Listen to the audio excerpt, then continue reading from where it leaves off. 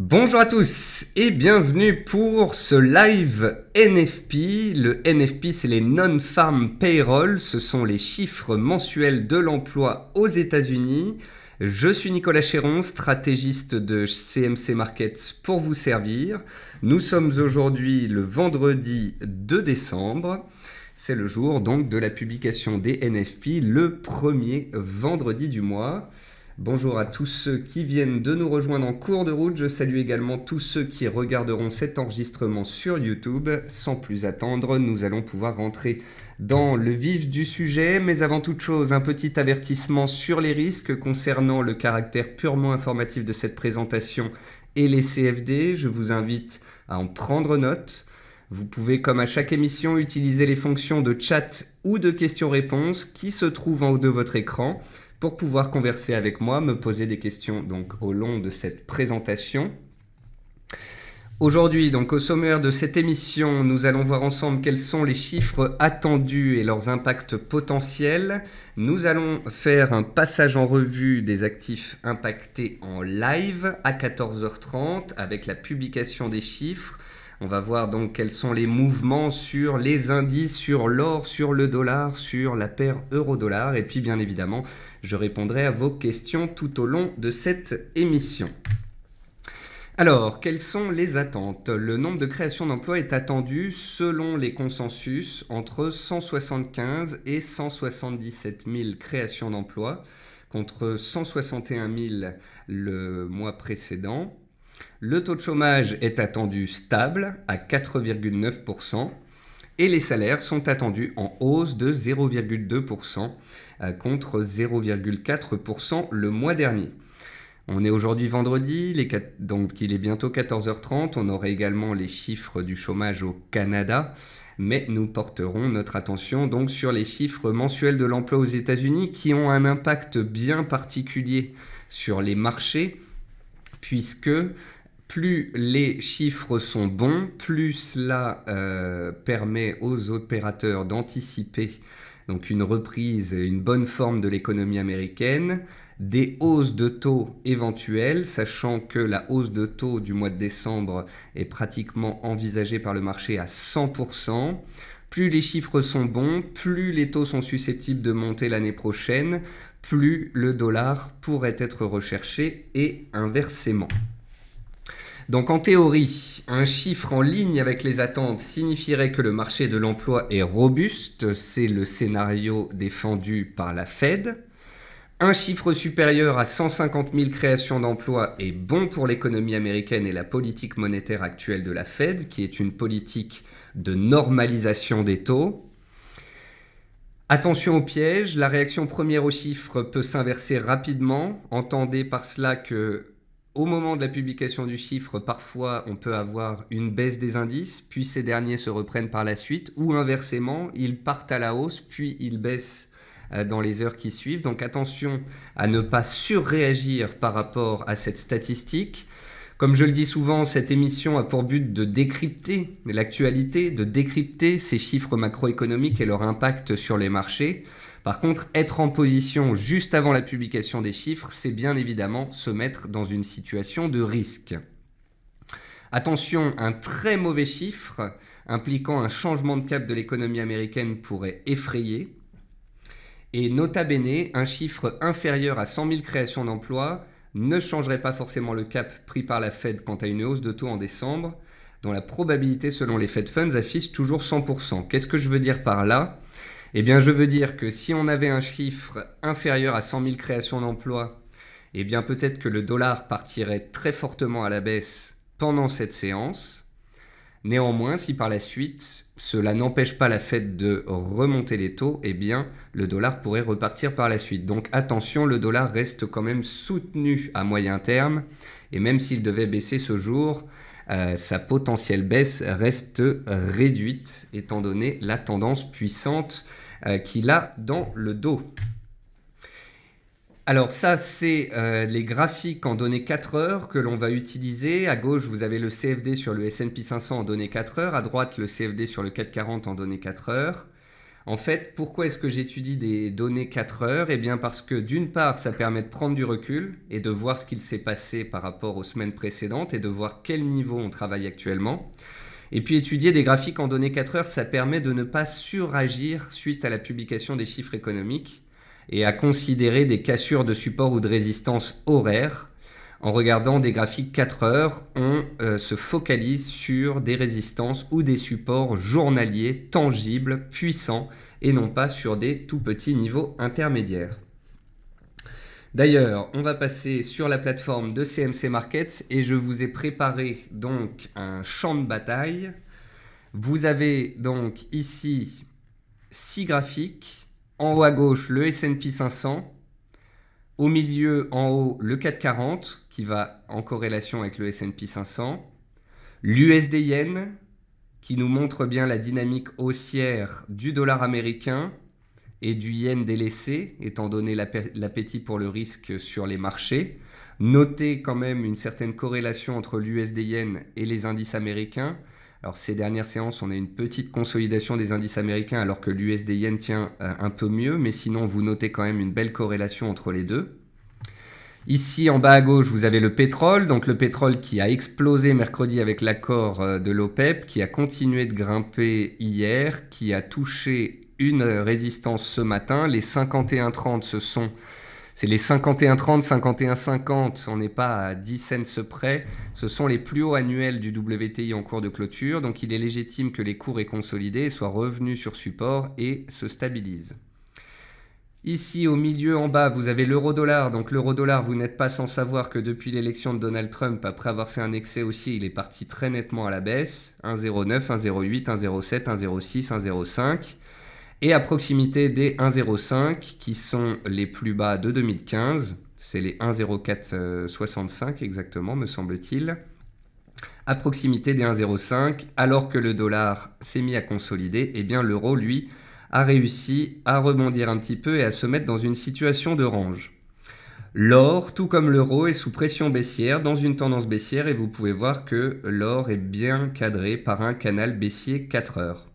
J'utilise des graphiques 4 heures, comme ça, je ne surréagis pas par rapport aux chiffres, et comme ça, je regarde bien les supports et résistances journalières. Alors, ce qu'on va faire, c'est qu'on va regarder ces actifs un à un. Donc ici, vous avez le Dow Jones, le S&P 500 en données 4 heures. Alors je vais me mettre en données journalières. Voilà, donc ici, vous avez l'effet Brexit, la remontée en puissance du S&P 500 pendant l'été, la consolidation des marchés en septembre-octobre, la petite frayeur préélection aux États-Unis, le redémarrage haussier, la séance bien particulière de l'élection de Donald Trump avec une baisse violente puis une remontée en force, un rallye haussier qui a duré pendant 3 semaines, et depuis ce lundi, après 3 semaines de hausse, eh bien on est en consolidation légitime de la hausse précédente et on est revenu se poser sur les anciens records historiques, les 2188-2190. Pour l'instant, le S&P 500 est haussier en données mensuelles, en données hebdomadaires, en données journalières, il reste haussier au-dessus des 2188 points. Si le S&P devait clôturer sous ce seuil ce soir, il passerait d'une simple respiration de marché à une consolidation, la tendance de court terme passerait neutre et il conviendrait d'être un petit peu plus prudent.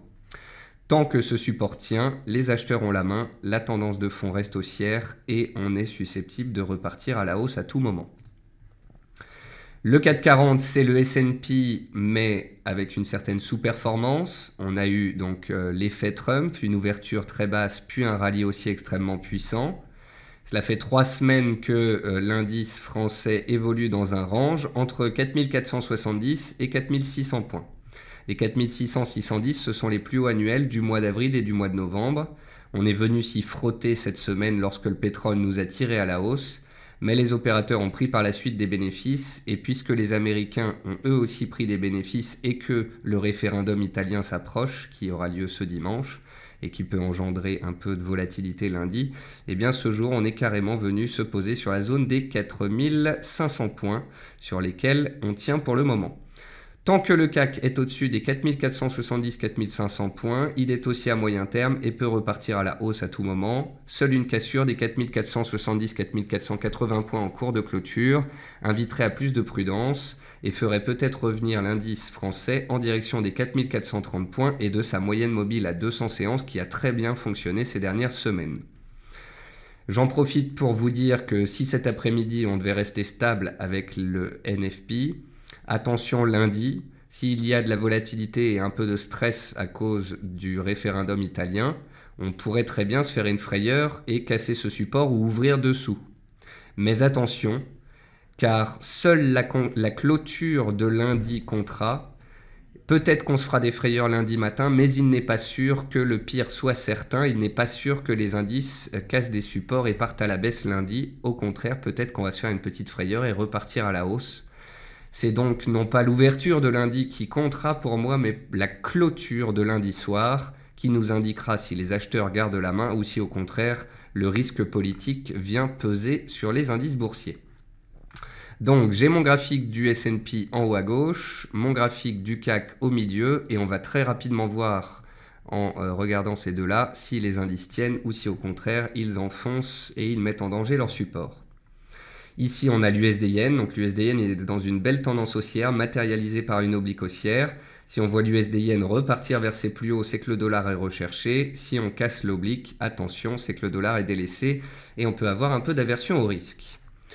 Le pétrole, je ne le regarderai pas particulièrement. S'il casse les 49,70, c'est quand même un signe qu'il faut être prudent à court terme et que la hausse est peut-être arrivée très, très haut, très vite sous résistance et que les vendeurs sont là.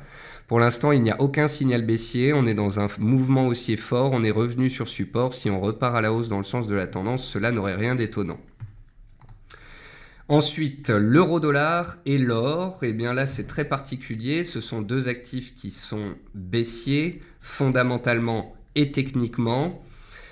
Par contre, la publication d'un NFP inférieur aux attentes, voire bien inférieur aux attentes, pourrait faire chuter le dollar. Et si le dollar chute, l'euro et l'or pourraient se reprendre. Alors attention, si l'or et l'euro se reprennent, pour que l'euro puisse aller plus haut, il faudrait absolument casser les 1,0690. Si on casse les 1,0690, on peut rebondir très rapidement en direction des 1,08. Si au contraire, on ne casse pas les 1,0690 dans les minutes ou heures qui viennent, on reste dans un range, dans une tendance baissière, et on peut très bien repartir à la baisse à tout moment. Et si le NFP est excellent et que le dollar continue de grimper, eh bien l'euro-dollar reprendrait sa marche baissière. C'est la même chose sur l'or. Si le NFP fait baisser le dollar, l'or pourrait tenter de casser les 1180 $. Et si on les casse, on casse le canal baissier. Et alors on pourrait rebondir vers les 1200, voire 1215, 1220 $. Si au contraire le NFP fait monter le dollar, eh bien l'or continuerait dans le sens de sa tendance baissière de fond. Vous allez me dire, oui mais Nicolas, est-ce que par exemple un NFP à 180 000 créations d'emplois va forcément faire monter le dollar et donc baisser l'euro ou l'or? Et là, ma réponse est non. Car le dollar est monté pendant 3 semaines consécutives et cette semaine, il consolide. Un très très très très bon chiffre, peut-être plus de 200 000 créations d'emplois, pourrait potentiellement le booster, le faire retourner vers les plus hauts de la semaine. Pourquoi pas? Par contre, un chiffre en ligne avec les attentes, je serais un petit peu plus dubitatif parce que le dollar est en consolidation légitime cette semaine. Et donc, si le chiffre est tout juste en ligne avec les attentes, je ne sais pas si ce sera suffisant pour relancer sa dynamique haussière. Et puis, gardez en tête que dans tous les cas, on va avoir des mouvements de marché cet après-midi qui peuvent être contredits lundi suite au référendum italien et aux élections en Autriche. Gardez en tête également que la semaine prochaine, une fois que seront passées l'élection autrichienne et le référendum italien, nous aurons rendez-vous jeudi prochain, le 8 décembre, avec la BCE. 178 000, c'est un chiffre en ligne avec les attentes. 4,6%, c'est un taux de chômage excellent. Voit-on des réactions de marché? Très peu. Les indices décalent à peine. Le dollar descend un tout petit peu. L'euro et l'or sont stables. Le pétrole n'a pas bougé. C'est dommage, j'aurais bien aimé un chiffre à 100 000 ou à 250 000, que ça entraîne un décalage. Là, malheureusement, on a le chiffre qui était attendu par le marché. Donc ce n'est pas un catalyseur de violent décalage. La prévision était à 175 000, l'actuel est à 178 000. C'est un bon chiffre. Pas de quoi faire exploser le dollar puisque les opérateurs s'attendaient à ce chiffre-là. Donc pas d'effet particulièrement fort. Quant au taux de chômage qui ressort à 4,6 et non pas à 4,9 comme attendu, c'est une très bonne chose. C'est un bon chiffre économique. Cela plaide pour une économie forte et un processus de hausse de taux qui pourrait continuer. Voilà. Malgré tout, donc vous voyez que les indices ne bougent pas beaucoup. Ce qui comptera ce soir, c'est que les indices US, notamment le S&P 500, tiennent la zone des 2188-2190. Ainsi, ils tiendraient ses anciens plus hauts annuels et ce serait un repli légitime sur support avant une éventuelle reprise haussière. Si au contraire on cassait les plus bas d'ici la fin de la séance, eh bien il faudrait être prudent pour la semaine prochaine. Même chose sur le CAC, tant qu'on tient les 4500, plus de peur que de mal. Si on accélère sous les plus bas du jour et qu'on va chercher les 4480, alors qu'en plus lundi on a le référendum italien, enfin les réactions au référendum italien, il faut garder prudence. Alors on voit que l'euro-dollar se reprend un tout petit peu et que l'USD-Yen baisse. Donc vous voyez, le chiffre est en ligne, mais les opérateurs décident malgré tout de prendre des bénéfices. Sur le dollar, pourquoi, me direz-vous ? Eh bien, d'une part parce que le dollar est monté pendant 3 semaines consécutives et qu'il est passé sur le dollar index de 96 points à 102 points. Donc c'est un mouvement haussier historiquement puissant. Il est donc légitime que le dollar consolide cette semaine. Et puis je vous rappelle que le dollar est monté parce qu'on attendait des bons chiffres et on attendait une hausse de taux.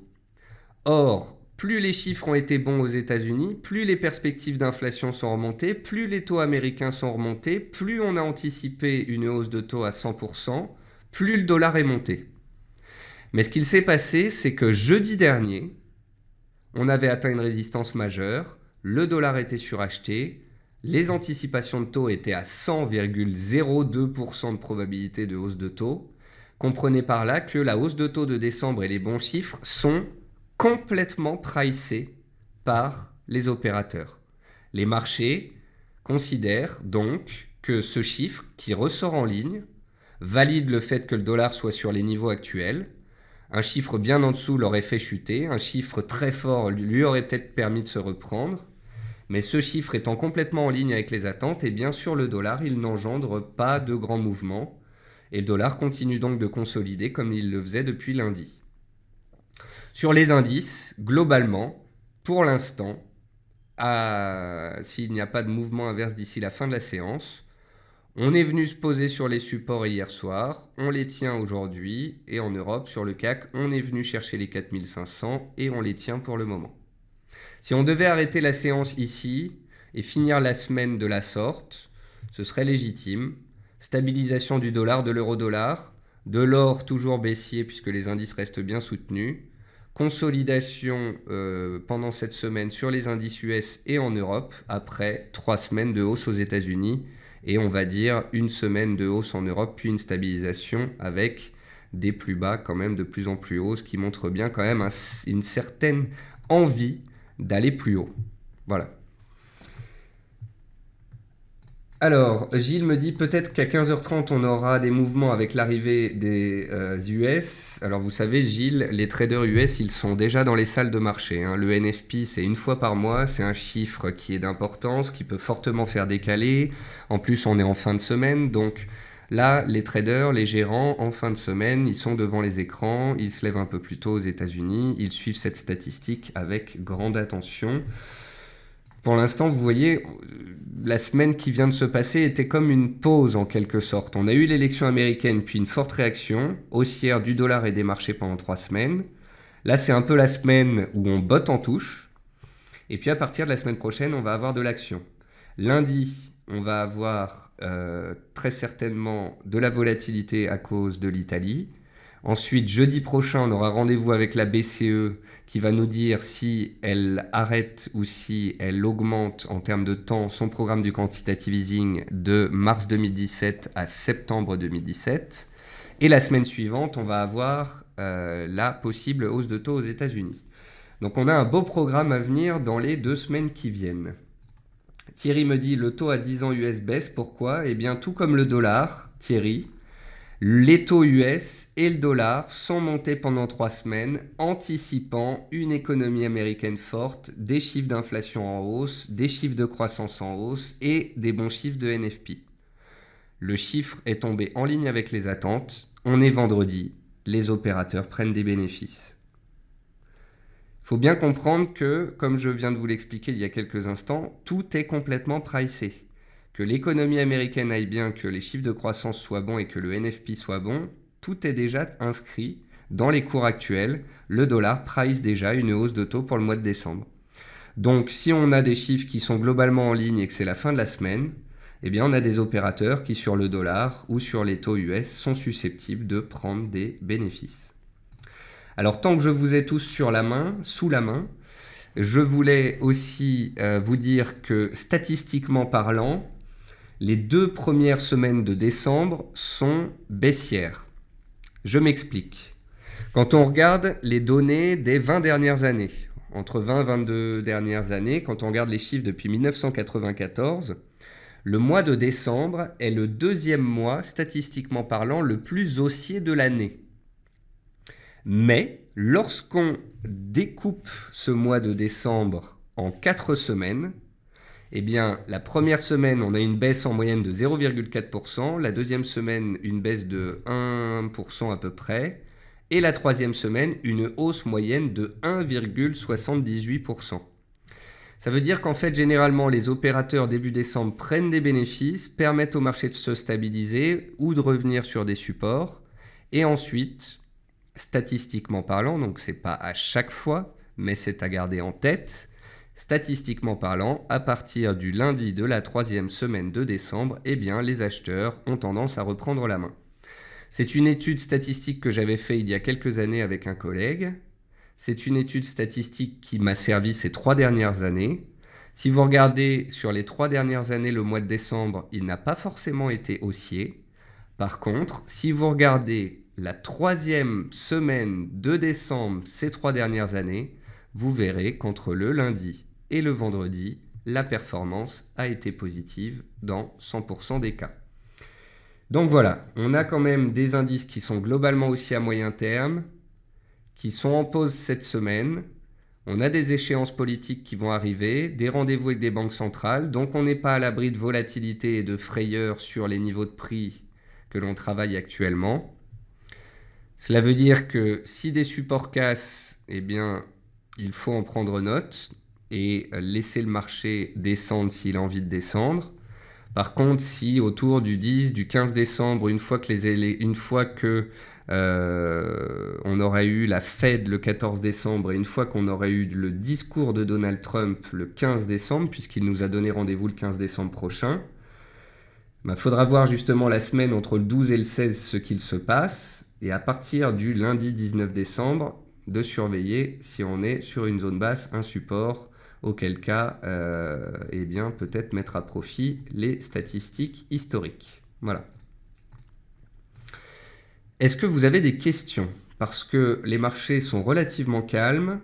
J'ai essayé de vous décrypter le chiffre, de vous décrypter les conséquences qu'il pouvait avoir sur les marchés. J'ai essayé de vous donner les statistiques de décembre. J'ai essayé de vous prévenir par rapport à ce qu'il pouvait se passer lundi avec le référendum italien. J'essaye de bien vous faire comprendre que les statistiques actuelles, vu qu'elles tombent en ligne, c'est ce que le marché attendait. C'est la raison pour laquelle il ne décale pas. Souhaitez-vous que je regarde un actif ou des actifs en particulier ? Avez-vous des questions par rapport à la macroéconomie aux États-Unis ? Alors, Olivier nous dit « Bonjour, quelle pourrait être la force du GBP avec ces chiffres ?» Alors, on va passer sur mon écran habituel, l'écran que j'utilise tous les matins dans mon émission quotidienne, la matinale. D'ailleurs, pour toutes les personnes qui sont présentes ici, je vous le rappelle que tous les matins, vous pouvez me retrouver à 10 h en direct pour la matinale. Pour pouvoir vous inscrire, vous allez sur le site de CMC Markets dans la rubrique formation. Vous pouvez ainsi vous inscrire à mon émission de l'après-midi, du matin, à nos webinaires, à venir me voir pour le live BCE de jeudi prochain. Donc là, on fait une émission ensemble où je parle du NFP. À 15 h 45, je referai un point, le dernier point de la semaine qui s'appelle le quart d'heure US. J'en profite aussi pour vous inviter à lire mes analyses qui sont publiées dans la rubrique Actualité et analyse du site de CMC Market sur le riz, sur Total, sur l'or, sur le S&P. Vous avez de la lecture. Concernant la livre, j'ai écrit une analyse le jeudi 3 novembre. Je l'ai republiée hier. Ça s'appelait Inversion de polarité sur la livre. Cette analyse expliquait que la livre avait perdu 3000 points depuis le Brexit, qu'elle était en train de créer une base de rebond potentiel et qu'en cassant ici la zone des 1,23 à 1,2320, elle cassait une oblique baissière, de polarité baissière et changeait donc de polarité. Donc depuis le 3 novembre, on sait que la livre a changé de rythme, qu'elle n'est plus dans une tendance extrêmement baissière, mais dans une tentative de rebond. Toute cette semaine, on a surveillé la livre et tous les jours, dans mon émission matinale, je répétais on surveillera le range et si le range casse, la hausse pourrait perdurer en direction de la zone des 1,28 à 1,2840. La livre est toujours dans ce processus de rebond. Elle profite des spéculations sur un soft Brexit de la part de l'Angleterre. Elle profite aussi de la consolidation du dollar. Tant que la livre est au-dessus des 1,2530, sa résistance précédente qui fait désormais support, elle est haussière à court terme et elle peut continuer de grimper en dents de scie. Et si le dollar devait à un moment consolider plus nettement et que la livre accélérait, la prochaine zone d'objectif haussier théorique, c'est 1,28, 1,2850. Alors Bernard me dit, le GBP USD semble s'extraire de son range. Oui, effectivement. Mais plutôt que de regarder en fait les 1,26 qui étaient les plus hauts du 11 novembre en cours de clôture, j'avais préféré prendre, vous voyez, cette zone de prix ici. Parce que si on attendait la cassure des 1,26 ou des 1,2670, ça faisait rentrer tard, voire ça faisait se faire avoir par une mèche haute. Alors qu'en rentrant sur cassure des 1,2530, on rentrait sur une cassure de range avec accélération haussière potentielle à la clé. C'est ce qui s'est passé. L'euro-dollar, lui, le voici. Ça, c'est la tendance baissière de moyen terme de l'euro-dollar. Donc, vous pouvez voir la chute suite à l'élection de Donald Trump. 3 semaines de baisse, la stabilisation cette semaine de l'euro à la hausse puisque le dollar consolide à la baisse. L'euro-dollar, il est coincé par les 1,0690. Tant que le dollar reste fort et s'il relance sa tendance haussière, l'euro repartira à la baisse en direction de ses plus bas. Si et seulement si, à un moment donné, on devait avoir des prises de bénéfices appuyées sur le dollar et que l'euro cassait les 1,0690, c'est-à-dire les plus hauts de ce lundi et de ce jour, là, on pourrait avoir une tentative de rebond un peu plus franche en direction des 1,0750, 1,08. Mais pour le moment et jusque nouvel ordre, eh bien, on est dans un petit range horizontal avec une tendance baissière de fond. Et la raison en est simple, c'est que le dollar américain, le voici. Le dollar américain, il est haussier à moyen terme, haussier sur les dernières semaines, et là, il est en consolidation cette semaine, tout comme les indices américains. D'ailleurs, on va aller regarder les indices américains et dans mon émission de ce matin, je vous disais bien de faire attention à la disparité indicielle. Pourquoi est-ce que je vous disais ça? Eh bien tout simplement parce que hier, le Dow Jones montait et inscrivait un nouveau record historique en clôture. Le Dow Jones est l'indice américain le plus haussier de tous. C'est un peu ma lanterne. C'est celui qui me sert à être soit haussier, soit neutre, soit baissier sur les indices américains. Tant que le Dow Jones est haussier et parce qu'il est au-dessus de sa moyenne mobile à cette séance, je ne peux, techniquement parlant, être qu'haussier. Donc, pour ceux qui aiment bien mettre à profit la force des indices américains et le plus fort, eh bien c'est clair que c'est le Dow Jones. Et le Dow Jones, lui, n'a donné aucun signal baissier, et ce, depuis un mois. C'est pas la même chose sur le S&P 500. Le S&P 500, c'est le Dow Jones, mais un peu moins fort. Donc il est allé un peu moins haut sur ses nouveaux records, et alors que le Dow Jones consolidait gentiment dans la hausse, lui, il est revenu sur ses anciens plus hauts historiques. Vous me direz, c'est un repli légitime sur un ancien seuil technique, donc Jusqu'ici, rien d'anormal. Concernant le Nasdaq, c'est un peu différent. Le Nasdaq, lui, le Nasdaq 100, il n'a pas cassé ses plus hauts précédents, les plus hauts du mois d'octobre. Contrairement au S&P et au Dow Jones, il est plutôt dans un range. Qu'est-ce qui explique cette rotation ? C'est tout simplement une rotation sectorielle. Vous avez les bancaires qui tirent les indices américains, vous avez le transport, vous avez l'énergie. Par contre, tout ce qui est technologique, site internet, vente en ligne, donc tout ce qui est Facebook, Amazon, Google, etc., eh bien, depuis plusieurs séances, même plusieurs semaines, suite aux résultats publiés en octobre ou en novembre, eh bien, on a plutôt assisté à des consolidations. Et il faut garder en tête donc que le Nasdaq et le Nasdaq 100 sont quand même moins haussiers que le S&P et encore moins que le Dow Jones. Donc vous voyez, il faut bien savoir qu'est-ce que vous tradez et pourquoi. Un acheteur jusqu'ici aura eu tendance à choisir le Dow Jones qui est le plus fort. Un vendeur qui aura tendance à vouloir profiter de la faiblesse des indices cette semaine, eh bien, il aura plutôt été sur le DAX. Parce que le DAX, contrairement au CAC qui était soutenu par Total et le pétrole et par les bancaires, eh bien, le DAX, lui, il était sous pression parce que les secteurs en question, de l'énergie et de la banque, eh bien, il en a beaucoup moins dans sa pondération. Donc, on a un CAC qui est monté, qui a stabilisé à plat. On a un DAX, lui, qui a fait une consolidation baissière progressive. Néanmoins, vous voyez que le DAX est revenu ainsi se poser sur une zone de soutien, les 10 450 points qu'il tient pour l'instant. Tout comme je vous l'expliquais tout à l'heure, lundi, il faudra voir comment réagissent les indices. S'il y a de la peur sur les marchés, on risque d'avoir des gaps baissiers sous les supports indiqués, les 4500 sur le CAC et les 10 450 sur le DAX. Mais ce qui compte, c'est la clôture. Donc si lundi on gap sous ces supports, mais qu'on clôture au-dessus des supports, on pourra dire plus de peur que de mal.